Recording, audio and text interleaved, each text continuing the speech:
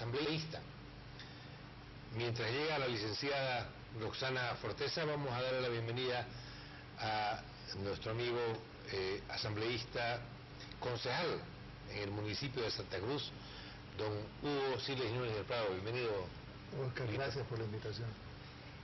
El universo tiene cambios que permanentemente generan ciertos momentos. Hoy estamos hablando del G77 más China. En su momento estuvo presidiéndolo don Víctor Paz Estenssoro, el año 64, si no me equivoco. Posteriormente Jaime Paz, el año 90. Y actualmente en 2014 lo preside don Juan Evo Morales Ayma.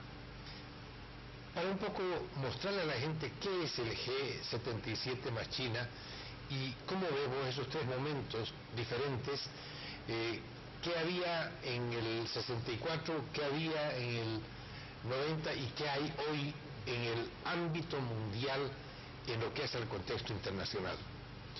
Oscar, sí, el G77 más China, llamado hoy G77 más China, pero originalmente el grupo de los 77 países, se funda el año 64 en el marco de la Guerra Fría, pero bajo la necesidad de también trabajar el esquema norte-sur, el desarrollo versus los países desarrollados, y se conforma un bloque de países que empiezan el trabajo en bloque en Naciones Unidas para poder afrontar también una agenda de los temas de los países en vías de desarrollo, que en ese momento eran relativos al comercio y a los temas específicos de poder reducir también la brecha de la pobreza y del desarrollo frente al mundo desarrollado, que vivía en una contradicción política, ideológica y militar en ese momento, los Estados Unidos y la Unión Soviética. Por lo tanto, este bloque de 77 países no alineados, pero que tenía de alguna manera una orientación también hacia los dos bloques hegemónicos de poder en el sistema internacional, empezó a trabajar una agenda de temas propios del mundo en vías de desarrollo. Obviamente que el año 64 el mundo estaba condicionado por la Guerra Fría y eran los esquemas militares, políticos, ideológicos los que mandaban en el mundo. El año 90 ya en un proceso de transición de la Guerra Fría, pero todavía con esquemas muy propios de un unilateralismo de la política internacional. Los Estados Unidos estaba en la invasión de Irak, y toda esa situación del mundo todavía en transición. Por lo tanto, el esquema condicionante hacia este bloque de países era significativo. Pero ya en el año 2014 y en la agenda de los países en vías de desarrollo que se lleva adelante en los últimos 5 o 10 años, sin duda que hay un mundo que ha modificado las relaciones de poder, y 133 países, ya no 77, que forman parte de un bloque heterogéneo de Naciones Unidas desde el punto de vista de los alcances y perfiles de desarrollo, pero que sí tienen una agenda común en temas como el comercio, el cambio climático, la crisis financiera, los desafíos de la cuenta del milenio, temas referidos al medio ambiente. Estos países ya no tienen el condicionamiento de los dos bloques de poder ideológico, político y militar de la Guerra Fría.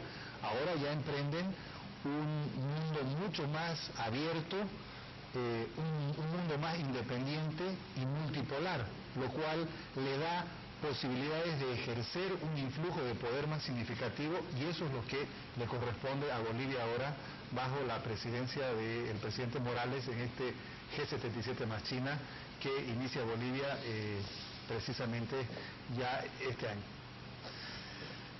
Dentro de esa estructura de lo que significa el bloque de los países, ¿qué podríamos decir qué expectativas podríamos generar como Bolivia, porque el presidir un nivel internacional, voy a repetir, cuando estuvo Víctor Paz Extensor en el 64, en el 90 Jaime Paz y ahora Juan Evo Morales Ayma, son momentos históricamente diferentes, son oportunidades históricamente diferentes y son situaciones absolutamente diferentes desde el punto de vista de lo que significa la oportunidad para el país que preside, porque mucha gente dice, sí, presidir se va a sentar a la cabeza, va a decir un presidente. No, ¿qué manejo puede tener un país si sabe utilizar ese momento histórico?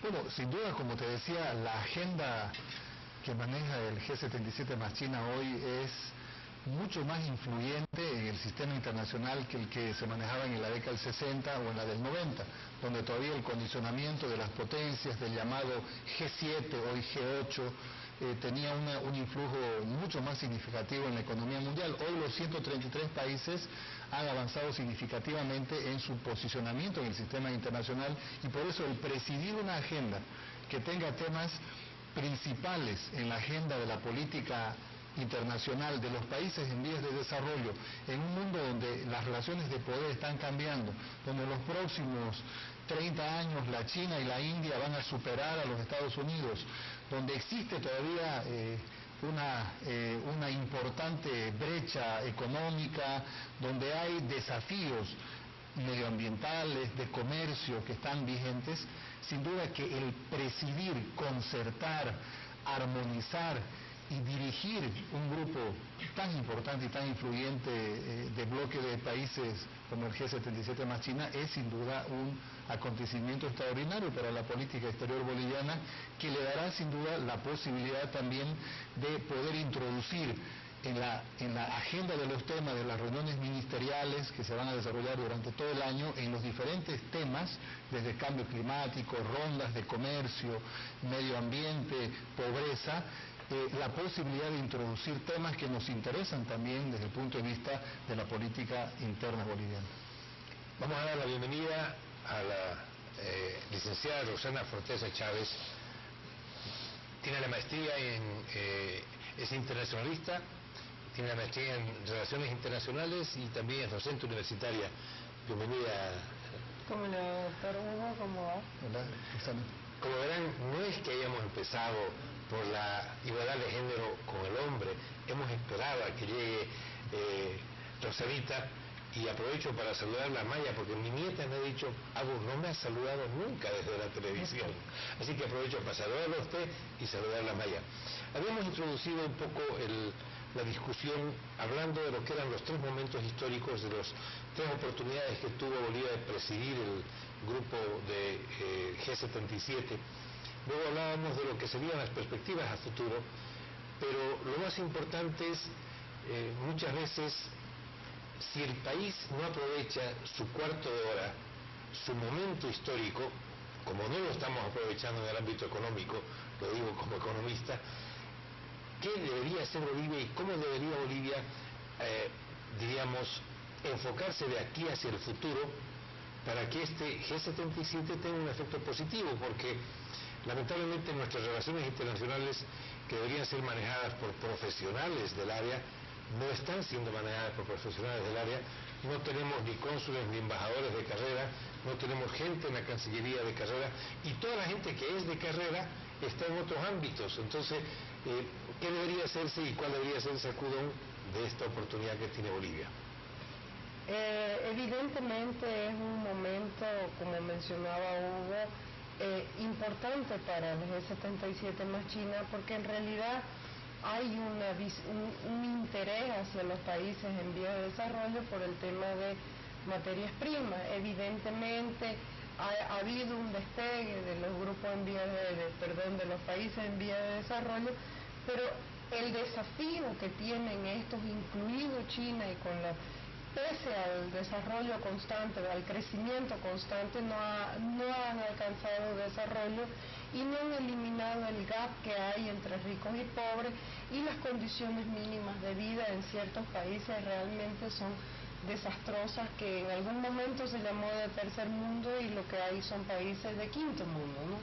Entonces, evidentemente hay un desafío determinante y es un desafío de condiciones mínimas de vida, de condiciones que den dignidad a la gente más allá de la retórica de la dignidad, sino del vivir realmente con todos los derechos de trabajar, de libertad y de un aire limpio y una serie de derechos fundamentales hacia el hombre y la mujer. Evidentemente para Bolivia es una situación importante, no así extraordinaria porque lo ha tenido anteriormente, pero es un momento importante en que el presidente Evo Morales puede lucirse con todo su modelo indigenista, puede llevar al mundo este modelo que él considera el correcto y alcanzar justamente las expectativas que él tiene con respecto a la imagen internacional boliviana. Triste sería que este momento se utilice con retórica peyorativa hacia el sistema, es decir, una posición asistémica que ha venido asumiendo el gobierno del señor Evo Morales durante todo este tiempo y altamente cuestionadora a los organismos internacionales. Hoy pasa a dirigir un grupo que está bajo la égide de un organismo internacional que él ha criticado muchas veces. Entonces, esta oportunidad que se le da al presidente Evo Morales es una oportunidad que él puede llevar su imagen a nivel internacional y subsanar probablemente una serie de taras que ha tenido el gobierno con respecto a la corrupción y al narcotráfico, porque Bolivia a nivel internacional es visto como un narcoestado. Entonces, y eso no se ha retractado en ningún momento, en ninguna de las declaraciones que se han hecho. Hay personeros del gobierno presos en otros países, como ser el SAR antidroga. Entonces, hay una imagen dañada del gobierno del señor Evo Morales, el cual tenía una expectativa muy grande por su indigenismo. Entonces, es el momento que él puede aprovechar de justamente llevar hacia adelante políticas o proponer políticas ciudadanocéntricas, más allá de que sean políticas estatocéntricas. Esta dignidad que se habla tan seguido en Bolivia es una dignidad que la tiene que sentir el pueblo directamente, más allá de una dignidad de Estado, el pueblo, el José a pie, el Juan a pie lo tiene que sentir y realmente sentirse digno, pero para eso necesita ganar dignamente, vivir dignamente y comer dignamente, porque desde que está el señor Evo Morales, el almuerzo subió de 4 a 15 y la construcción ha subido exactamente en la misma proporción en costo. Entonces, ni se come más barato, ni se hace una casa en más barato. Es decir, los dos elementos determinantes del buen vivir, que es la comida y la casa, hoy en Bolivia son mucho más caros. Entonces, es el gran momento de utilizar este foro internacional para mostrar una imagen de Bolivia dentro de lo que es la lucha por la igualdad y lo que es la lucha por los derechos de los ciudadanos. Entonces, sería importante que esto llegue a un contexto despojado de politiquería y de discursos negativos hacia el sistema internacional. Entonces, es la gran oportunidad de Bolivia y si se logra realizar la cumbre en Santa Cruz, también es la gran oportunidad para Santa Cruz mostrar su desarrollo, su modelo, su estructura y las dos Bolivias que hay, o a muchos les molesta esa acepción de las dos Bolivias, o las dos caras de Bolivia, o la Bolivia andina y la Bolivia amazónica, poder percibir una Bolivia que no es únicamente amazónica, andina, ya que andina son el 30%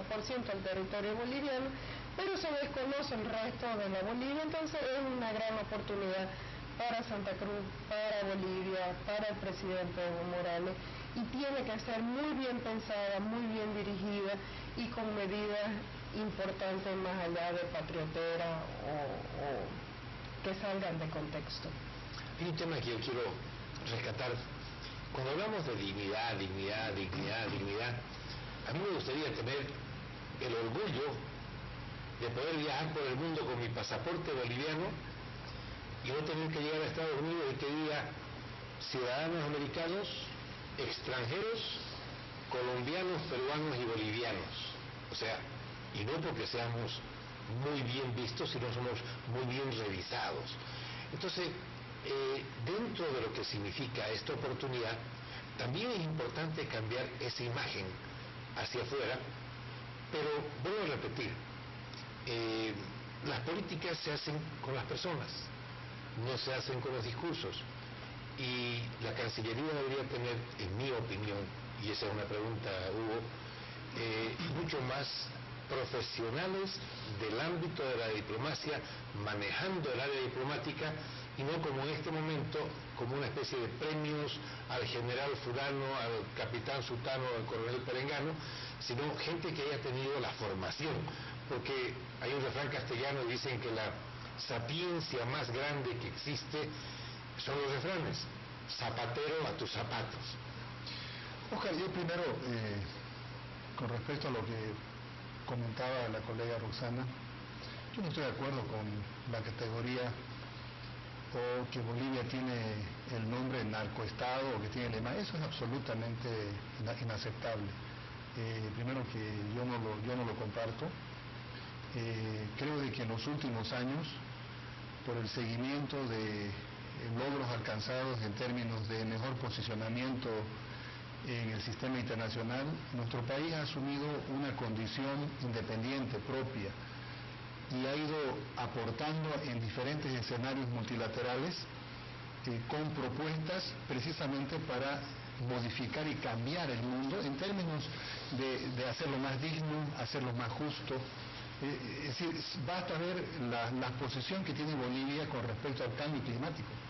Es decir, desde las cumbres de Cancún hasta los acuerdos de Copenhague, o más mal llamados acuerdos de Copenhague, la posición de Bolivia ha sido exclusivamente dirigida precisamente a modificar ese comportamiento de las potencias industriales en su deterioro al medio ambiente.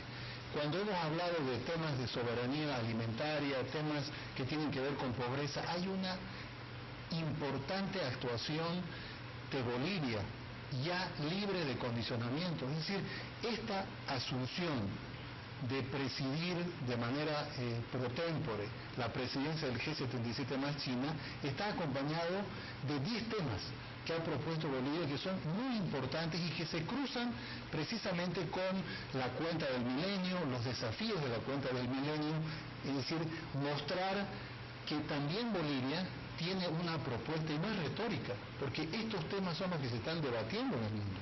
Es decir, yo no comparto la idea tampoco de que se quiera mostrar solamente un perfil indigenista, porque hay en todo caso un pluralismo importante que expresa Bolivia, y lo hace a través de un presidente que sí es indígena, y precisamente el reconocimiento que ha tenido este país a lo largo de los últimos años le permite llegar a esta instancia.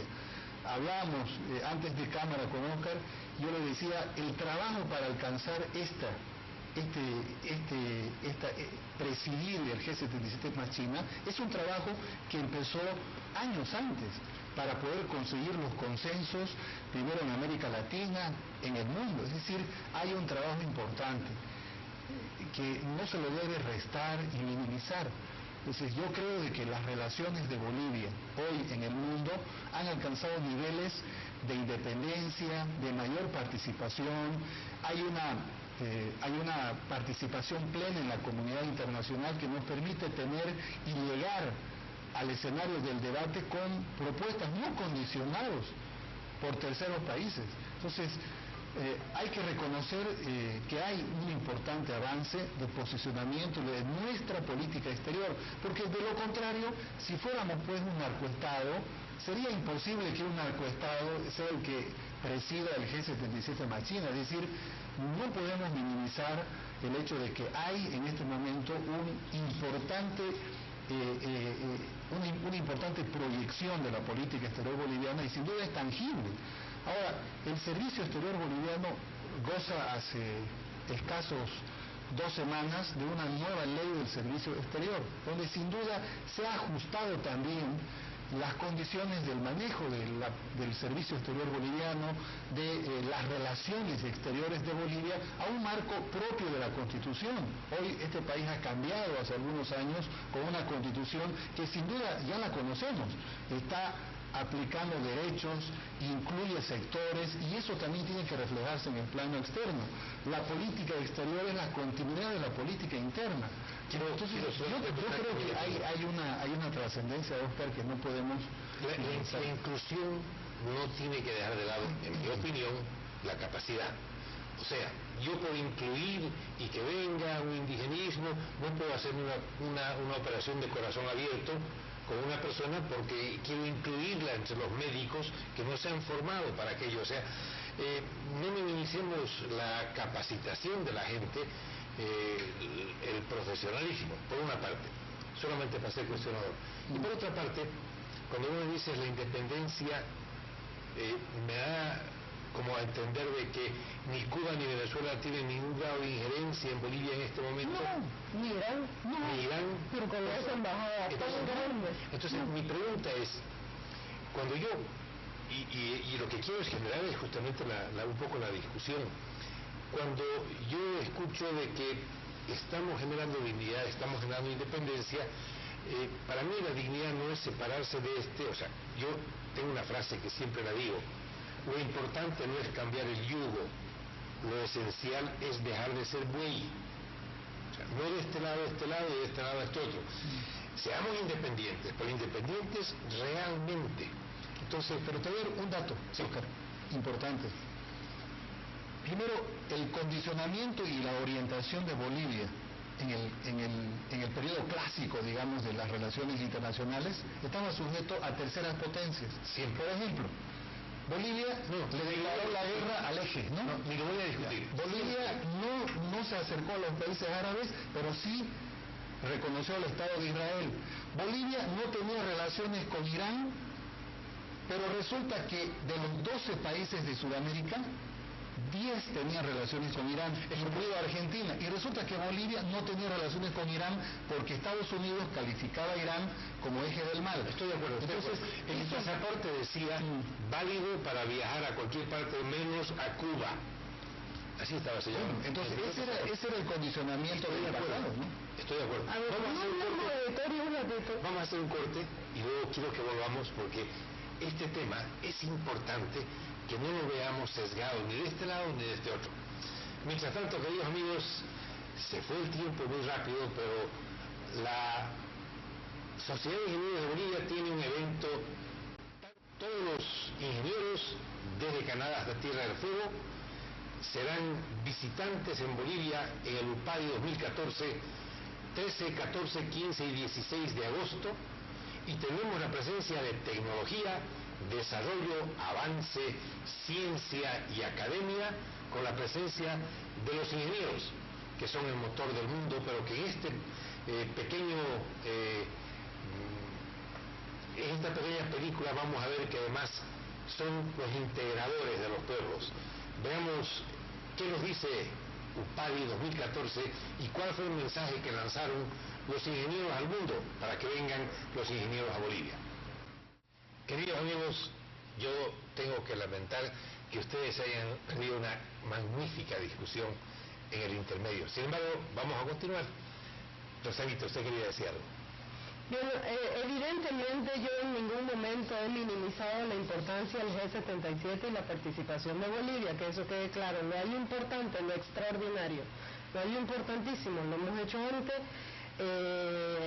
Paz Amor es internacionalista, politólogo, tuvo un importante rol, y obvio es importante para Bolivia, eso es indiscutible, y yo estoy con todo pleno de acuerdo con Hugo que es importante, no extraordinario, importante. Por otro lado, la imagen de Bolivia no la catalogo yo, no la diseño yo, no tengo ninguna influencia en el proceso de toma de decisiones ni la imagen internacional que Bolivia tiene. Yo, al ser académica, no participo en ningún partido político, entonces lo que yo te estoy diciendo es información que tengo del mundo internacional. acabo de volver de un congreso donde Chile, Argentina y Brasil han aumentado su control físico en las fronteras bolivianas por el tema del narcotráfico. No es que a mí me guste y yo catalogue a este país de narcoestado, no, por favor, a mí me da vergüenza esta situación, a mí no me gusta ni yo la catalogo. Es lo que yo percibo del entorno internacional, lo que he leído, lo que he visto con respecto a Bolivia. En Chile, donde la mayoría de los académicos son de corte de izquierda, había una posición espectacular sobre el presidente Evo Morales y había una expectativa muy grande. Cuando había todo ese amor con la Bachelet y la visión hasta este presidente indigenista, hoy por hoy es completamente diferente. Hoy por hoy Evo Morales visto como un charlatán, como que su amauta que lo ascendió está preso por narcotráfico, que su azar en droga está preso, su avión lo han aspirado muchas veces. O sea, evidentemente no es una situación que yo decida que es así, no tiene nada que ver. Yo simplemente hago un análisis del contexto internacional, que es lo que me ha pedido. Y el análisis real, más allá de lo que a mí me guste o no me guste, más allá de un voluntarismo político, es que Chile está empezando a ver barreras físicas, ya no es control militar, estamos hablando de rejas, esto es la cuchilla política que llaman los brasileños. Brasil ha aumentado el contingente de militares en frontera, de la misma manera ha hecho Argentina. Es decir, no es que a mí me guste, esa es la realidad. La imagen de Bolivia no es independiente, está alineada al socialismo del siglo XXI. No tiene una política independiente, no tiene una política hecha por sí solo y llevada adelante por sí solo. El grado de gravitación que tiene la política boliviana en la política mundial es 0,0001. Es decir, la economía boliviana no tiene ninguna gravitación en la política o en la economía mundial. Por ende, el que hoy pretendamos decir, no, la gravitación de Bolivia en el sistema internacional es determinante. Me encantaría que fuese así. Me fascinaría que yo boliviana y internacionalista tendría más campo. No es así. Cada vez tenemos menos campo porque la Cancillería cada vez tiene más indígenas, tiene más amauta. En la mañanita a las 5 de la mañana se tiran las hojas en vez de leer el libro para sacar la suerte. Ahí es una cuestión de mística en vez de conocimiento, es una cuestión de brujería y de amauta, y nuestro canciller, en vez de ser internacionalista como nosotros dos, es amauta o yapiria, no sé cómo se llaman, pero es brujo. No, depende, pues. Si vas a vivir de eso, sí, pero si vas a vivir de internacionalista, me siento engañado. Hugo, si yo contrato un médico que no es médico y lo va a hacer por cariño a la vocación, ¿no?, que no es médico, me siento engañado. Es hasta negligencia, Hugo, contratar a alguien que no maneja el tema. Eso en el ámbito profesional es negligencia profesional, si lo querés llamar así. No es una cuestión que yo diga yo la califico y es así. No me gusta. No que yo diga, está bien. No me gusta. Evidentemente es una situación de que la imagen de Bolivia está dañada, que los negociadores de Bolivia no son formados, que los representantes de Bolivia no tienen ni el apoyo de los bolivianos, en el caso de Sacha, ¿no? Entonces, es una situación triste que se pudo aprovechar de mejor manera. Pero esa es tu versión y esa es tu visión, porque yo también soy internacionalista y también tengo contacto con el mundo exterior y también tengo contacto con chilenos, con argentinos, con peruanos, y la percepción sobre Bolivia es absolutamente contraria a lo que tú dices. Más allá de la percepción, la realidad. Se ha aumentado el control de fronteras con Bolivia. Esa es la realidad más clara. Yo no creo que el tema del narcotráfico sea alusivo a darle una categoría de país, sino en todo caso, ¿cuál podría ser la categoría de los Estados Unidos, que tiene 100 veces más comercio de drogas y obviamente tiene unos ilícitos internacionales? Sería el país, entonces, no sé. Pero es el imperio, tiene una categoría del imperio. Yo creo de que la visión o la versión que uno puede tener en el disenso es respetable, pero yo no puedo a estas alturas compartir ese tipo de categorías. Segundo, porque también yo tengo una relación y una formación en el tema.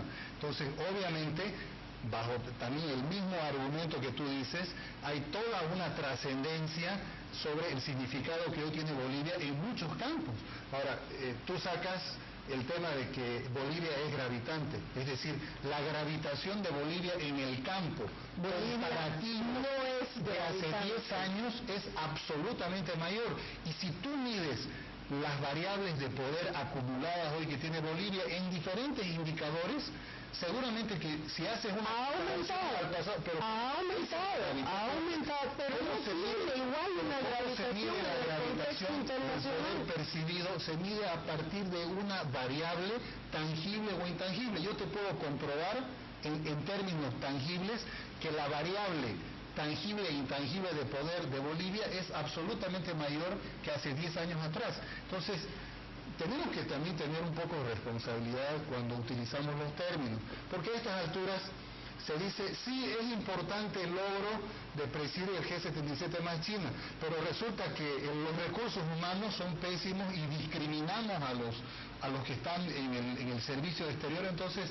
de alguna manera, no creo que sea válido, porque... Yo no puedo hacerme una operación de corazón abierto y no es por discriminar quien no tiene el conocimiento. Pero, por ejemplo, el presidente Evo Morales, que es el jefe de Estado y que está aplicando la diplomacia de alto nivel de las cumbres, porque hoy la diplomacia multilateral la ejecutan los jefes de Estado y obviamente hay una importante trascendencia de esa participación, de la experiencia y obviamente un equipo de gente. No podemos a estas alturas pensar que, por ejemplo, lo que estamos haciendo en La Haya es un tema improvisado, es un tema que lo están haciendo gente que no tiene conocimiento. Es decir, hay en Bolivia un manejo de las relaciones exteriores que sin duda se ha cualificado. Ahora, si Rosana me dice...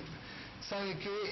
Los embajadores no son de la carrera, probablemente no sean algunos internacionalistas, pero yo de la lista de los embajadores algunos son internacionalistas. Sé que hay gente economista, sé que hay gente también del área minera, sé que hay gente indígena, es decir, se ha abierto también la posibilidad de que otros actores, otros ciudadanos bolivianos participen. Es decir, no cerremos y no ¿Podría ser yo cerremos comandante de la 8ª División de Ejército?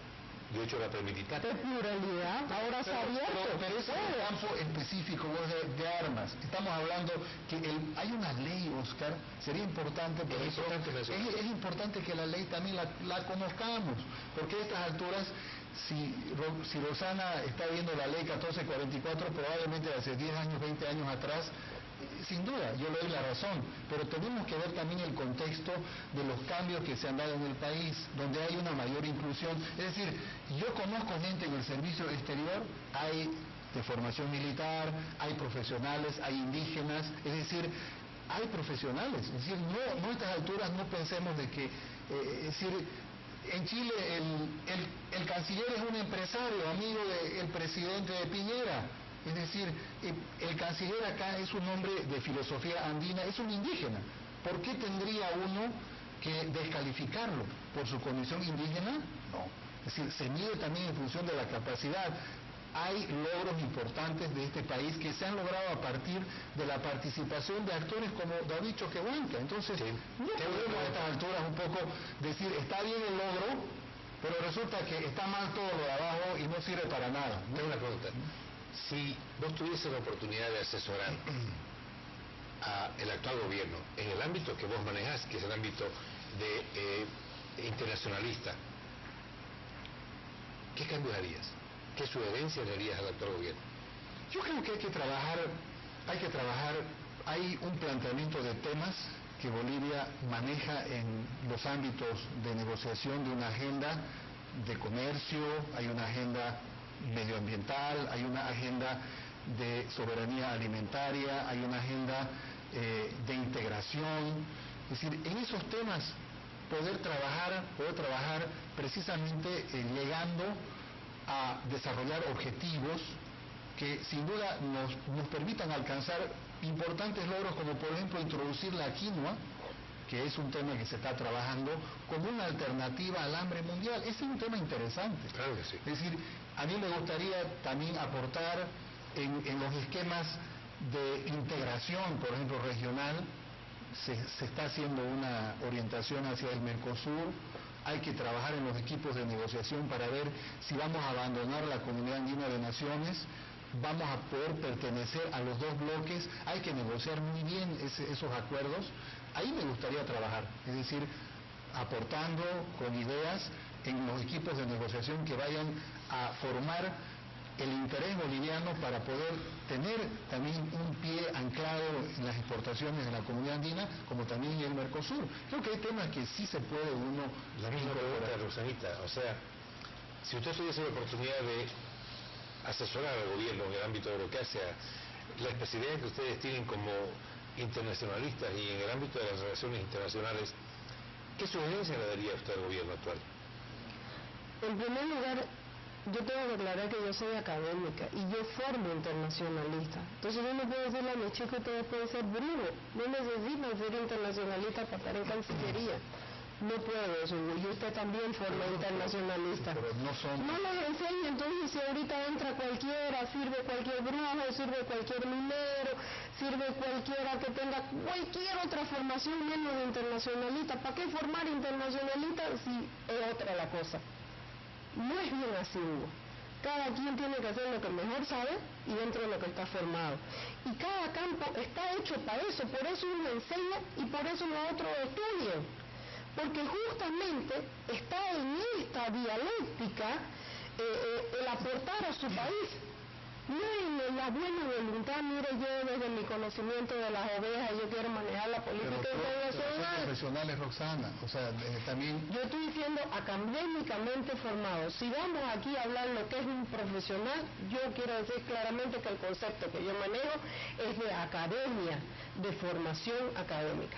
Si queremos divagar entre que aprender de las nubes y de la coca y de la leche y de los arroz de los ancianos, yo no quiero divagar en eso. No creo en eso. Creo que los ancianos son sabios. Pero hay conoceres que tienen que ser estudiados y no están en la arruga de nadie. Entonces, yo formo profesionales. ¿Ya? Entonces yo no puedo ser tan irresponsable y decir, no, la ley es otra, abrámonos y que entren los zapateros, los costureros, los mineros, los sindicateros y los yatiri a manejar relaciones internacionales. Pero esa es la apertura que estamos hablando. Yo formo internacionales, yo formo personas de la academia y no grupos políticos, yo no hago proselitismo, ni grupos religiosos. Yo formo profesional en relaciones internacionales, esa es mi vocación. Entonces, ¿qué consejo puedo dar yo? Utilice sus profesionales, utilice su formado, busque la mejor gente, mándelos afuera a hacer doctorados en negociación, mándelos afuera a hacer maestrías en temas que aquí no hay. No tapemos el sol pretendiendo hacer magia en relaciones internacionales. Relaciones internacionales es una ciencia. Pero, a ver, no es leyendo las hojas de coca que vamos a saber qué va a hacer el G77. Pero a ver, Roxana, el Servicio Exterior Boliviano, el Ministerio de Relaciones Exteriores, es un órgano, una estructura que no solamente tiene a los jefes de misión diplomática permanente, tiene también personal diplomático. Si tú lees la ley del Servicio Exterior, te vas a dar cuenta de que hay un proceso de formación también de los primeros académicos que están desarrollándose en la academia diplomática y que obviamente hacen un quehacer de la formación de recursos humanos. Lo que pasa es que a veces no... ¿Y que hablan quechua en vez de hablar inglés? A veces quiero ver si el G77 le va a servir a hablar quechua a tu diplomático.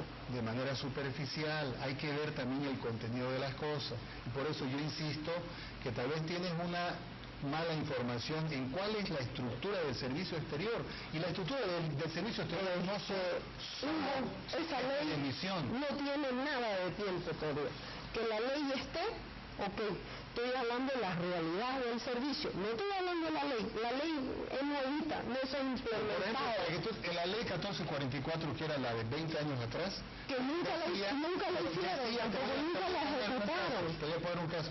Decía que los profesionales de las áreas sociales, económicas, por ejemplo, un economista como Oscar, tenía la posibilidad igual de ingresar al servicio exterior a partir de la academia diplomática. Es decir, no cerremos, y yo lo peor que podría decir, yo también formo internacionalistas, igual que tú, hace 18 años, pero no cerremos la posibilidad de que otras profesiones y áreas del campo económico, como por ejemplo Oscar, o del campo social, también a partir de estudios en la academia diplomática puedan salir al exterior. Es que hay que ver un poco el contenido de las cosas, porque si tú lo dices de la forma como lo estás expresando, pareciera de que en Cancillería, es decir, no existe ningún grado de profesionalización, y eso es absolutamente inválido. Es decir, que viene dando tumbo. La participación de Bolivia en la CAN cuando el presidente Evo Morales la presidió fue un fiasco. ¿Pero en qué sentido? La paró la CAN venía funcionando hasta que llegó el hombre. Pero, a ver, ahí murió. Aquí vas a economista, mira, te voy a decir una cosa.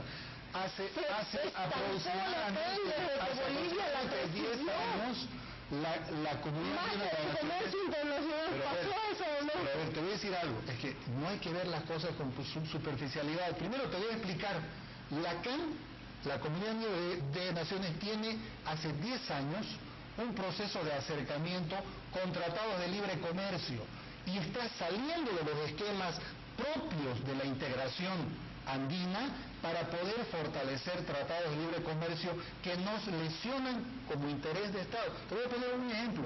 Toda la exportación de Bolivia tradicional hacia el Perú ya no existe, porque los peruanos han privilegiado su acuerdo de libre comercio con los Estados Unidos. Entonces, ¿cómo es posible que la Comunidad Andina de Naciones esté haciendo acuerdos CAN, Unión Europea, CAN, Estados Unidos, y nosotros resulta que nos vamos a quedar callados con los brazos cruzados? Nosotros teníamos un mercado natural en la CAN, que ha sido roto por el unilateralismo del comercio internacional de los países signatarios. Por eso se fue a Venezuela, por eso que a Chile no le interesa estar en la Comunidad de Naciones, por eso que el Perú también, chao, y resulta que vamos a ver eso es lo mismo, porque la CAN Bolivia, ¿cómo va? Esto es salvar Tengo una pregunta, solo por alusión.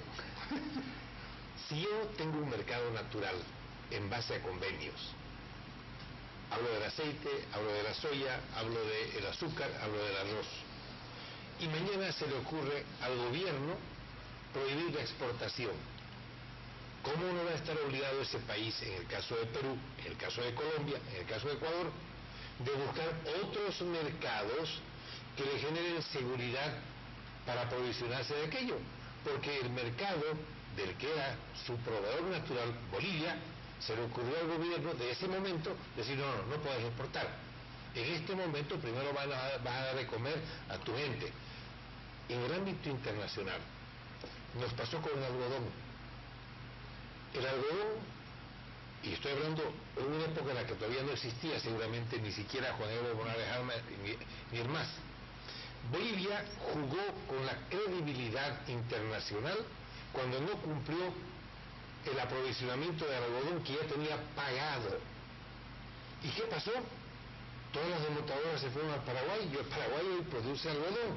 Y nosotros fracasamos porque no cumplimos nuestra palabra como productores de algodón al no entregar el algodón que ya estaba prepagado en una compra de a futuro. Pero las decisiones unilaterales que tomó Colombia para poder comprarle la soya a los Estados Unidos no pasaron por una cuestión de producción boliviana, pasaron por una cuestión de acuerdos, tratados de libre comercio entre Estados Unidos y Colombia, y también con Perú. Entonces, las decisiones unilaterales de la Comunidad Andina de Naciones, como en la Junta del Acuerdo de Cartagena, hoy Secretaría General, no tienen una delimitación para poder obligar a los países que no tomen decisiones unilaterales.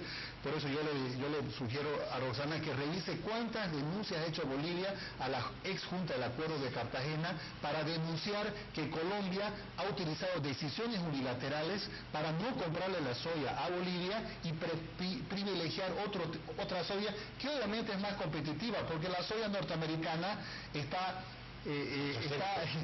con una protección, con un subsidio impresionante. Aún así nuestra soya, que se iba por el mar del Atlántico, se iba hasta el estrecho de Magallanes, subía por el Pacífico, era una soya exportable. Es decir, por eso, tenemos 3 minutos, insisto, hay una decisión de Estado de observar que la Comunidad Andina de Naciones ha tenido con Bolivia decisiones unilaterales que afectan nuestros intereses. Eso lo sabe cualquier gerente de la CADEX o del IPSE. Sabe perfectamente que estos mercados han optado por desarrollar una relación de libre comercio con Estados Unidos y nos han dejado de lado. ¿Qué vamos a hacer como Estado? ¿Vamos a decir aplauso? Es decir, tenía que haber un pronunciamiento, y creo que ha sido el acertado, porque decirle al Perú, después de que Bolivia en la década del 80 prácticamente gestionó para que el Perú no se vaya de la Comunidad Andina de Naciones, que haga el Perú lo que ha hecho de privilegiar otros mercados y darle la espalda a los países andinos, me parece una barbaridad, que Bolivia tenía que representarla, y lo hizo en el mejor momento, precisamente en este gobierno. Me parece una posición lastimera. No era más conveniente ver que evidentemente al no ser competitivos ciertos mercados de la Comunidad Andina, en este caso el mercado boliviano también, y muchos países optaron por hacer los tratados de libre comercio directamente con Estados Unidos, me parece que la posición de quien maneja comercio internacional hubiera sido potenciar el sector exportador, no prohibir las exportaciones de aceite, prohibir las exportaciones de carne, prohibir las exportaciones de una serie de productos estrellas que tenía Santa Cruz. Es decir, no es una opción válida decir, pucha, no soy competitivo, pero sabe que usted no va a aportar nada. Vamos a darle comer barato a los de aquí, que no se logró porque la comida hoy es más cara que antes, y tampoco aportamos. Porque ¿qué le hicimos? Le tiramos un tiro a los exportadores, y eso también lo sabe cualquier gerente de CADEX o de IPSE. El gobierno no ha hecho promoción a la exportación, es decir, si nosotros somos poco competitivos, pues apóyelo al sector. Pero no se ponían límites a que el azúcar salga a $800 la tonelada, entonces no. Pero llegamos a importar más caro y le vendíamos a la gente a 8 pesos. ¿Cómo querías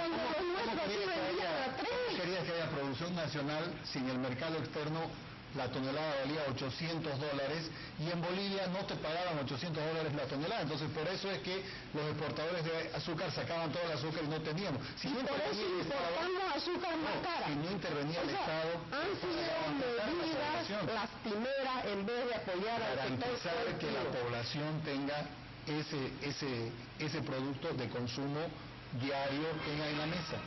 Queridos amigos, como ustedes han escuchado muy bien, la discusión podría continuar 2 horas más.